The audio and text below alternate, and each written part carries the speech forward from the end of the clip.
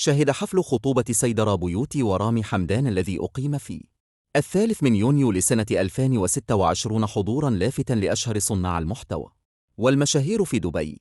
وتميزت إطلالات النجمات اللواتي سأل بيسان إسماعيل ظهرت بإطلالة أنثوية لافتة وجذابة عكست أسلوبها الخاص، واعتمدت لوك مكيد كامل وشعر مرتب حاز على إعجاب الجمهور، وتفاعلت بشكل واسع مع الحضور وأجواء الرقص ليال.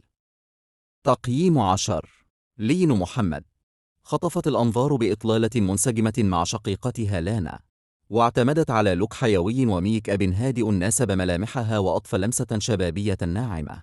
لانا محمد تألقت بإطلالة ناعمة ناسبت أجواء الحفل البستيلية، حيث اختارت فستاناً أنيقاً وبسيطاً حظي بتفاعل واسع من قبل متابعيها على منصات التواصل الاجتماعي. ظهرت زوجة غيث مروان سرة الورع بإطلالة ناعمة وراقية جداً، حيث ارتدت فستاناً باللون الأصفر البستيلي المشرق والملائم لأجواء الحفل البهية، وبدت ملامح الحمل واضحة عليها مما زادها جمالاً. نارين بيوتي شقيقة العروس تألقت بإطلالة بستيلية هادئة وراقية خطفت الأنظار.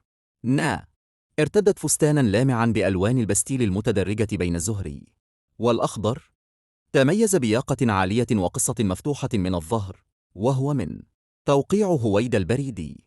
شيرين بيوتي أطلت بفستان هادئ بلمسات لامعة يعتمد على تدرجات اللون الزيتي، واعتمدت تسريحة شعر جديدة. سيدرا بيوتي العروس تألقت بفستان بيج محايد من تصميم اللبناني حسن إدريس، تميز بقصة سيابية مع أكمام طويلة أنسدلت بأسلوب الكاب نحو الخلف.